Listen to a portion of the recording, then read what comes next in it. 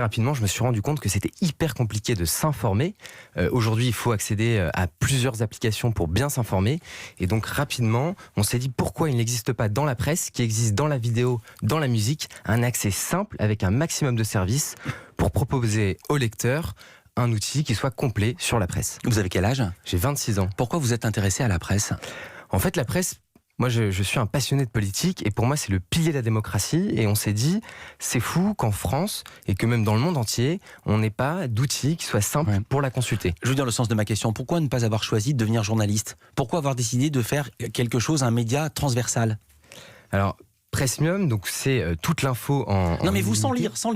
Ils arrivent déjà, ils sont jeunes, ils ont déjà des éléments de langage, il est en train de lire sa réponse sans lire. Non. Dites-moi ce que vous pensez. Pourquoi ne pas avoir choisi de devenir journaliste ? Pourquoi avoir choisi de faire un média et global, transversal ? En fait, derrière, on a une ambition, c'est de se dire qu'en France, on peut créer des gens de la tech.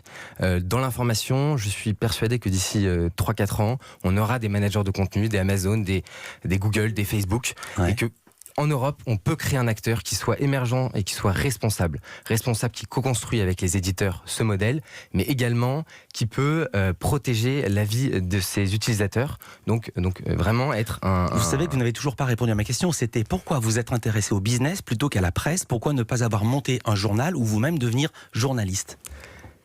Parce que justement, quand on a cette ambition-là, il faut construire un modèle avec des journalistes. Donc c'est pour ça qu'on a des journalistes en interne chez Pressmium. Moi, j'ai vocation à développer une initiative qui est plus large que ça, qui est vraiment d'accéder, de proposer au maximum de personnes de l'information. Et donc de mettre l'innovation au service de la presse. Ce qui vous intéresse, c'est d'être entrepreneur en fait, avant d'être journaliste. Exactement. Même question à Léonore de Roquefeuille. D'abord, qu'est-ce qu'un chatbot ? Vous êtes la fondatrice de Voxe, V-O-X-E. C'est un chatbot. Qu'est-ce qu'un chatbot ? C'est un chatbot sur Messenger. Donc un chatbot, littéralement, ça veut dire un robot qui parle.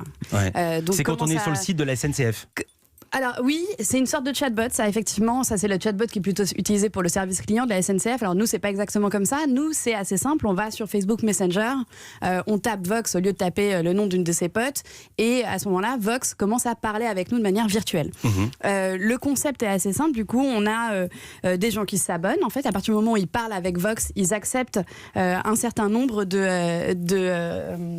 d'envois par semaine, donc en gros entre 1 et 3, et ils vont recevoir notamment tous les week-ends un récap de l'actu sous la forme d'un quiz. C'est hyper simple, c'est assez marrant, c'est accessible et c'est toujours recontextualisé.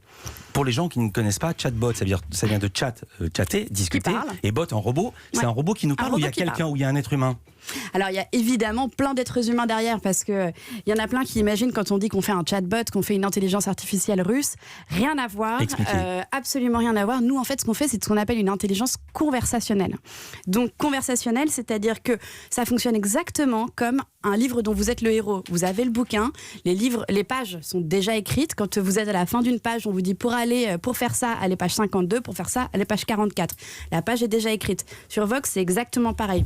On entre un certain nombre de contenus et l'utilisateur navigue de manière ultra interactive en cliquant sur des boutons ou en envoyant des messages entre ces différents contenus qui sont préécrits par des humains.